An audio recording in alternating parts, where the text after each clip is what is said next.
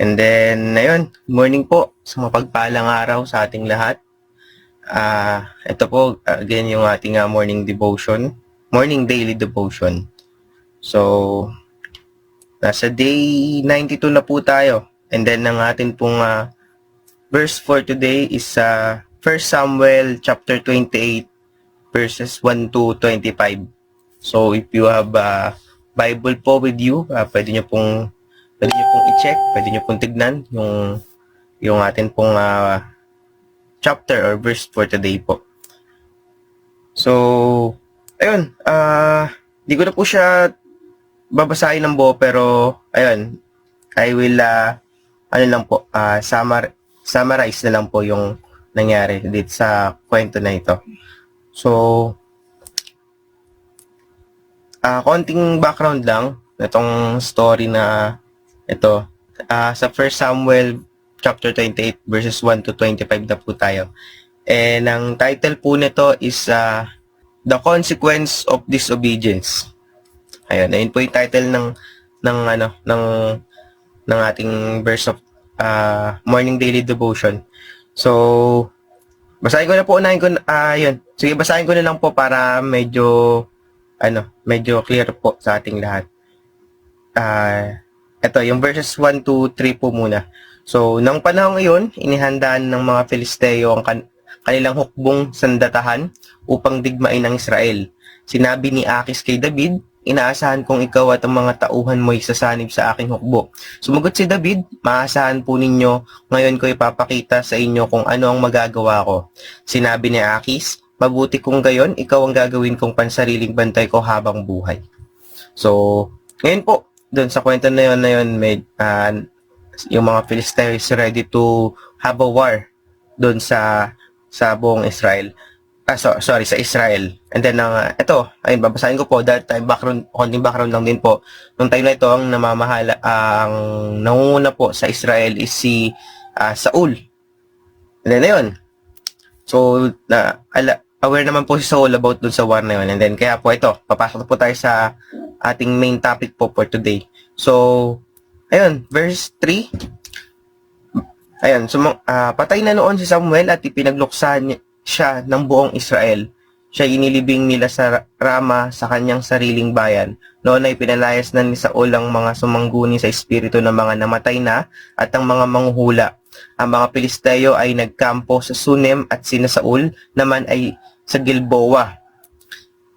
Nanginig sa takot si Saul nang makita niya ang hukbo ng mga Pilisteo. Nang sumangguni siya kay Yahweh, hindi sumagot si Yahweh. Kahit sa pamamagitan ng panaginip, ni sa pamamagitan man ng Urim o ng mga propeta. Dahil dito, iniutos niya sa kanyang mga tagapaglingkod na ihanap siya ng isang babaeng kumakausap sa mga espiritu na namatay na upang siya'y tanungin. Sinabi naman sa kanya ng kanyang mga lingkod na mayroong ganong babae sa Endor. Nagbalat kayo si Saul, isinama ang dalawang niyang tagapaglingkod at sila'y lumakad. Gabi na nang dumating sila sa Endor. Sinabi niya sa babae, tignan mo nga kung ano ang magiging kapalaran ko. Kausapin mo ang espiritu ng sino mang sasabihin ko sa iyo. Sinabi sa kanya ng babae, hindi mo ba alam na pinalayas na ni Saul sa Israel ang mga sumangguni sa mga espiritu ng patay at mga manghuhula? Bakit mo inilalagay sa panganib ang aking buhay? Kaya't nangako si Saul sa pangalan ni Yahweh. Sinabi niya, saksi si Yahweh ang Diyos na buhay, hindi ka mapaparusahan dahil sa gagawin mong ito. Itananong ng babae, kaninong espiritu ang gusto mong tawagin ko? Kay Samuel, sagot niya. Sagot ni Saul. Nang makita ng babae si Samuel, napasigaw ito, sinabi niya kay Saul, bakit ninyo ako nilinlang? Kayo pala si Haring Saul. Sinabi ni Saul, huwag kang matakot, ano ba ang nakita mo? Isang espiritu na lumilitaw mula sa lupa, sagot ng babae. Itinanong ni Saul, ano ang itsura?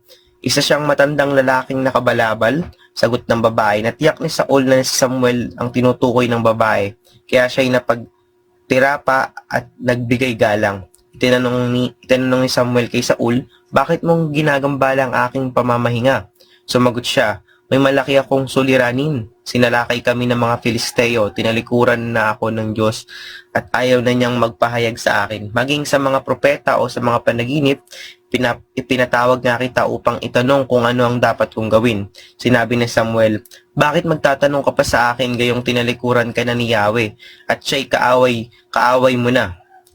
Iyan ang katuparan ng ipinasabi niya sa iyo. Inalis na sa iyo ang pagiging hari at ibinigay na kay David. Hindi mo sinunod ang kanyang utos at nalipuli ng mga Amalekita. Kaya ginagawa niya ito sa iyo. Ikaw at buong Israel ay ibibigay ni Yahweh sa kamay ng mga Filisteo bukas. Ikaw at ang iyong mga anak ay mamamatay rin sapagkat niloob na ni Yahweh ang mahulog kayo sa kamay ng mga Filisteo. Dahil sa matinding takot sa sinabi ni Samuel, biglang nabuwal si Saul sa lupa. Bukod dito, hinang-hina na siya dahil sa pagod at gutom sapagkat maghapot magdamag na siyang hindi kumakain dahil sa biyahe. Nilapitan siya ng babae at nakita siyang takot na takot si Saul. Kuya, sinabi niya, pinagbigyan ko po ang inyong kahilingan kahit alam kong nakataya ang aking buhay. Ngayon po, ako naman ang hihiling sa inyo. Ipaghahanda ko kayo ng pagkain para lumakas kayo at makapagpatuloy sa inyong lakad. Sumagot si Saul, ayokong kumain. Ngunit pinilit siya ng kanyang mga tauhan at ng babae. Pumayag na rin siya at pagkatapos ay naupo sa isang higaan. Ang babae ay may isang pinatabang guya. Dali-dali niya itong kinatay. Nagmasa siya ng harina. Ginawa itong tinapay na walang pampaalsa. Saka inihain kay Saul at sa mga kasamahan nito. Pagkakain, nagmamadali silang umalis. So yun po, let us pray for the word. So yes, Heavenly Father, Lord, maraming salamat, Lord, for today, Lord God, for the new opportunity, Lord God, panibagong pag-asa, Lord God, na pinagkaloob mo sa amin, Lord God. Lord, we repent, Lord God, sa lahat ng mga kasalanan na ginawa namin, Lord God. Patawarin mo kami, Lord God. Hindi man kami karapat-dapat, Lord God, na mangusap, humingi, Lord God, ng pagpapatawad sa iyo, Lord God. At patawarin kami, Lord God, sa kasalanan namin na ginagawa namin. But still, Lord God, you are merciful, Lord God. You are patient. You have a patience, Lord God, na walang katumbas, Lord God. Lord, we thank you, Lord God, dahil, again, Lord, pinagkaloob mo, Lord, yung salita mo sa amin for today to encourage, Lord, na kung ano ba talaga yung will mo sa buhay namin, Lord God. Lord, gamitin mo kami, Lord, to spread, Lord God, yung word mo, Lord God, all over the world, Lord God, through this daily devotion, Lord God, to share, Lord God, sa mga hindi pa nakakilala sa iyo, Lord. Salamat po, Lord, in Jesus' name. Amen. So, yun, again, balik po tayo sa main topic po natin. So, nabanggit nga po dun sa balikan ko lang. Ayan, verse 3, na magkakaroon ng digmaan and then war against sa Israel and then sa mga Filisteo. So and then that time si Saul yung nangunguna or nag-aari sa Israel that time, and then na yun, magkakaroon ng digmaan, and kung anong kinababahala ni Saul that time is hindi niya alam kung ano yung gagawin at nanghihingi siya ng karunungan kung ano yung dapat gawin. Pero still, anong ginawa ng Lord? Hindi siya pinakinggan at hindi nagbigay ng kahit anong kahit anong tawag dito, pahiwatig na upang manalo or malampasan yung digmaan na yon. Sinabi sa verse 5, nanginig sa takot si Saul nang makita niyang hukbo ng mga Pilisteo. So, ano ba yung pwedeng sitwasyon na anong bang sitwasyon na maaaring ma-imagine natin kung bakit nanginig si Saul? Siguro, ayun, sa sobrang dami ng hukbo ng Pilisteo, alam niya na malaki ang tsansa na matalo sila sa digmaan. And then, ayun, tuloy natin.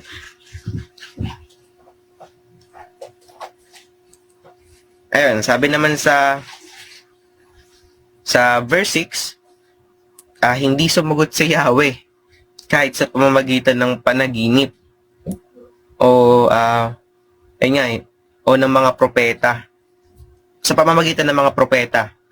So kaya yun, bakit hindi sumagot si Yahweh? So and matatalakay natin yan sa nabanggit na natin kanina. And then ayun,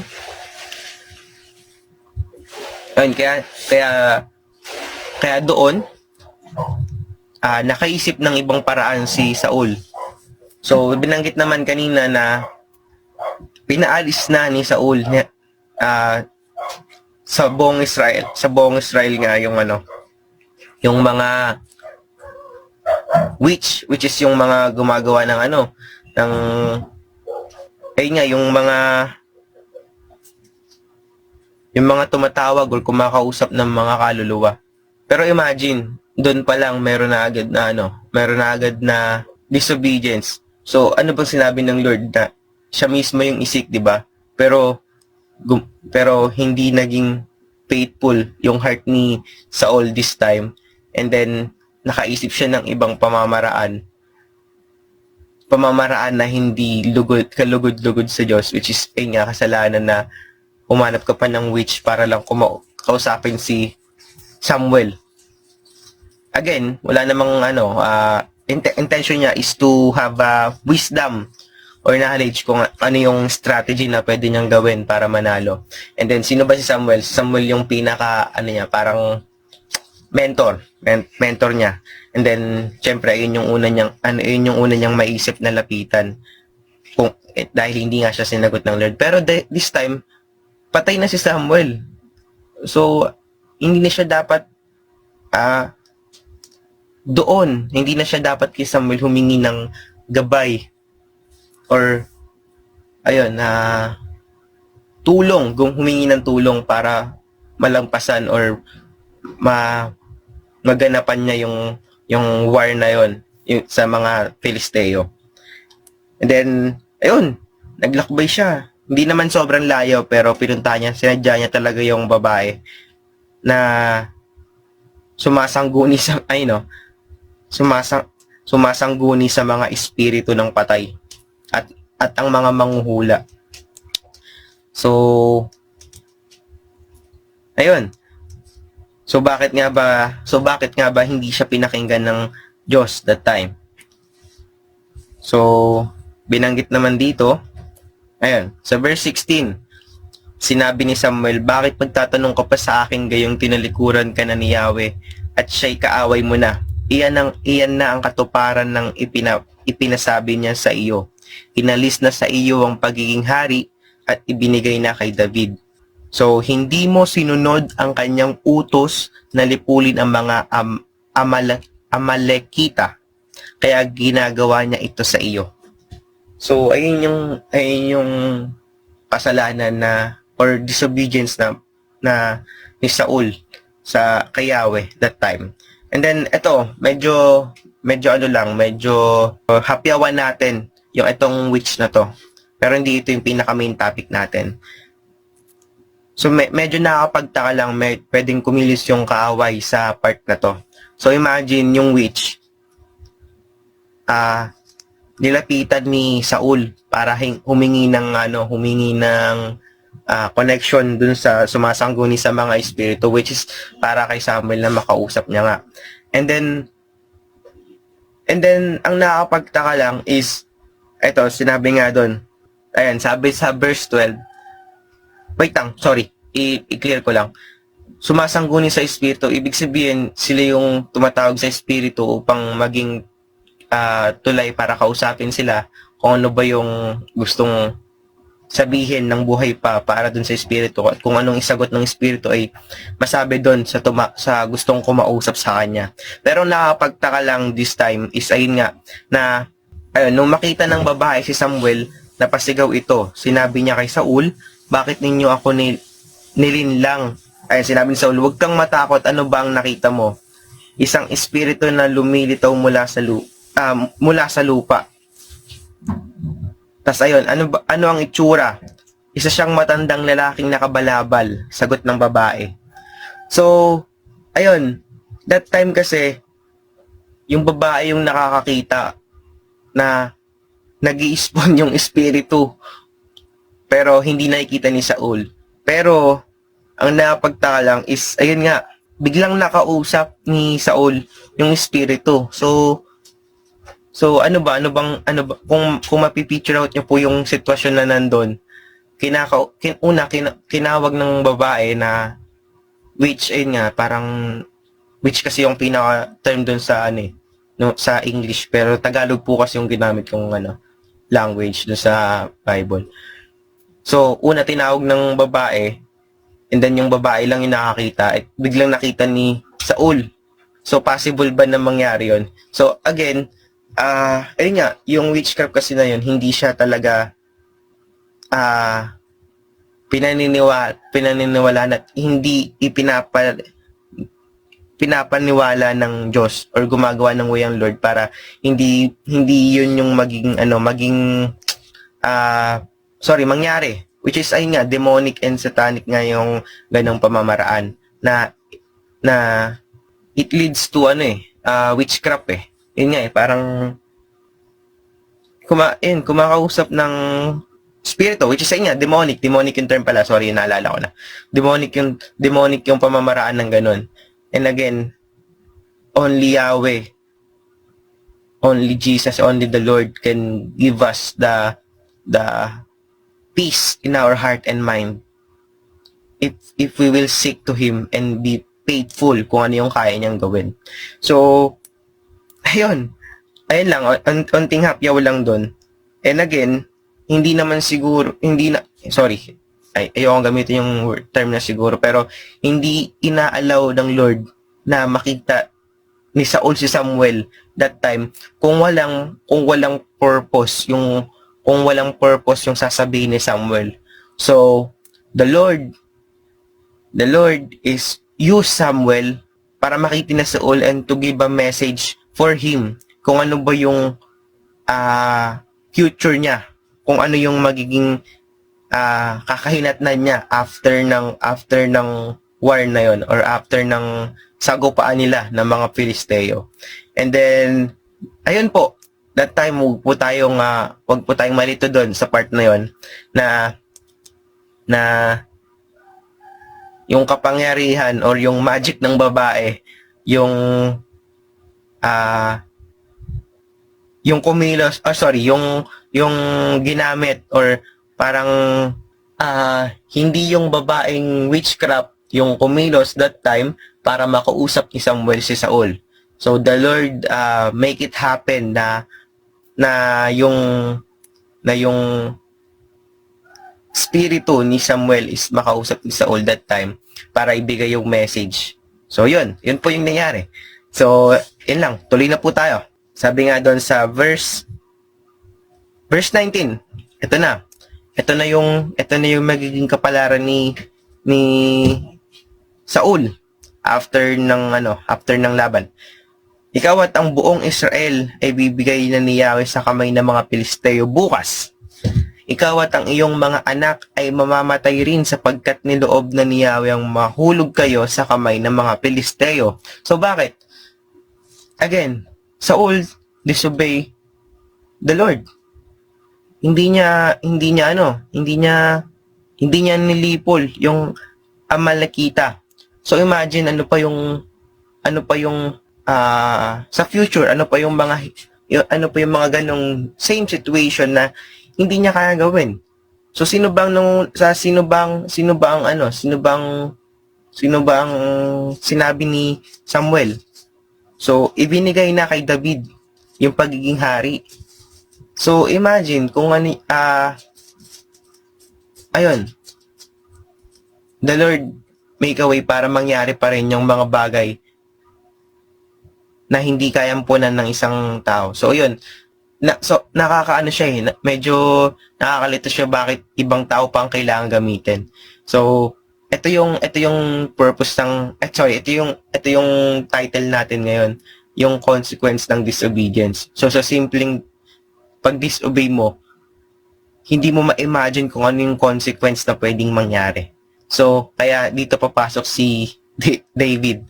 Ayun, na siya na yung magiging hari or ibibigay na ng Lord yung pagiging hari kay David. And then, ayun, sabi nga doon, ikaw at ang iyong mga anak ay mamamatay rin sapagkat nilob na ni Yahweh. And then verse 20, dahil sa matinding takot sa sinabi ni Samuel, biglang nabuwal si Saul sa lupa. Bukod dito, hinang-hina siya dahil sa pagod at gutom. Sapagkat maghapot magdamag na siyang hindi kumakain. So, andun yung eagerness para kausapin si Samuel. Si Samuel, doon sa magiging kahihinatnan niya after ng war nila doon sa Filisteo.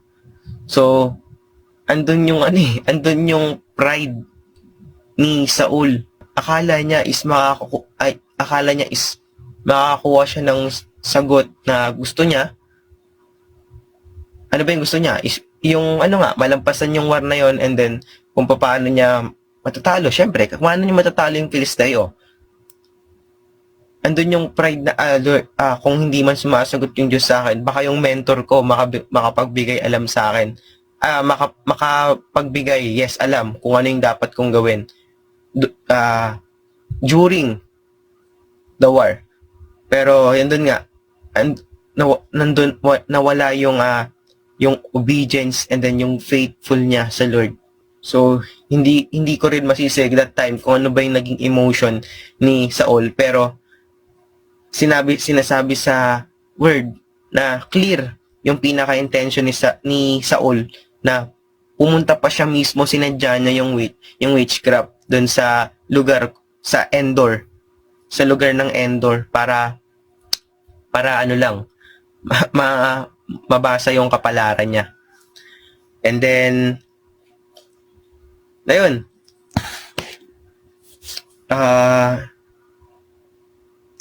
medyo nakakalungkot lang kasi Saul is gumawa ng alternative way, and then hindi niya na-imagine kung ano yung pinaka-possible or impossible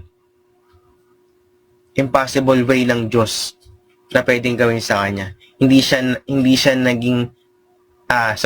nanatili doon sa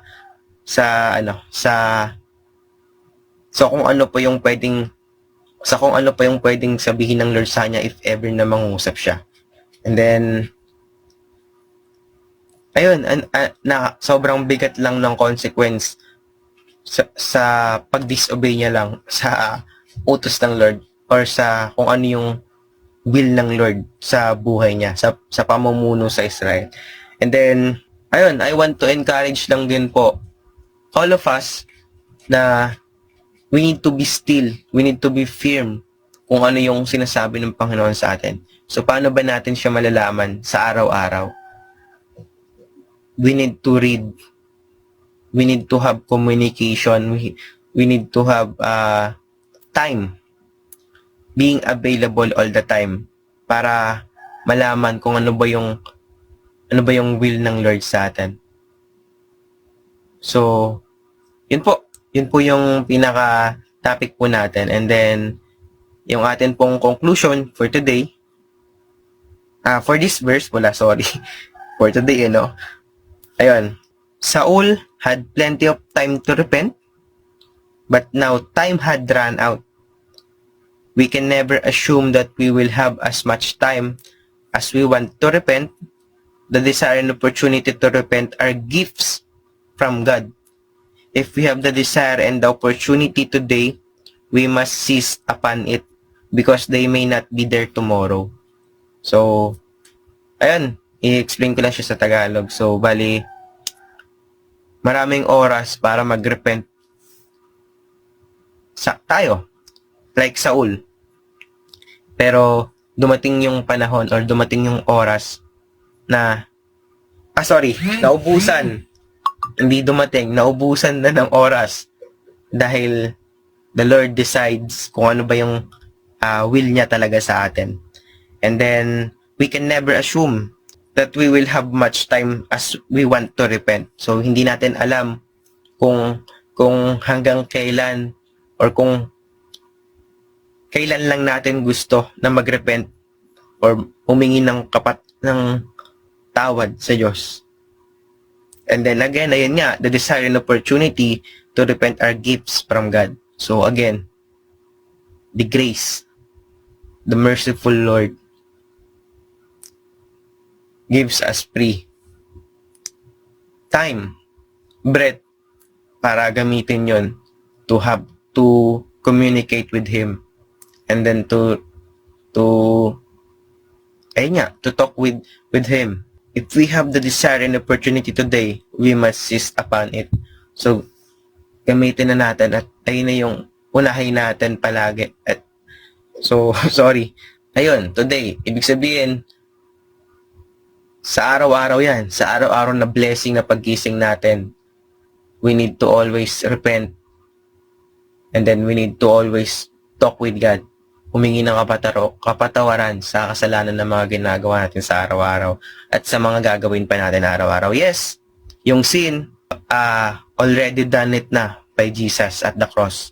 Pero, ayun nga, as a servant, anak ng Diyos, we need to be firm, and then we need to obey kung ano ba talaga yung will ng Lord sa atin, or kung ano ba yung gustong mangyari ng Lord sa atin. So, yun lang naman po yung atin pong morning daily devotion natin. I hope we have nakapulot tayo ng encouragement for today. And then, ayun, we have free time today. Marami tayong oras dahil holiday, Holy Week. We have more time to talk with God, and then to repent kung ano pa yung mga hindi natin na-repent.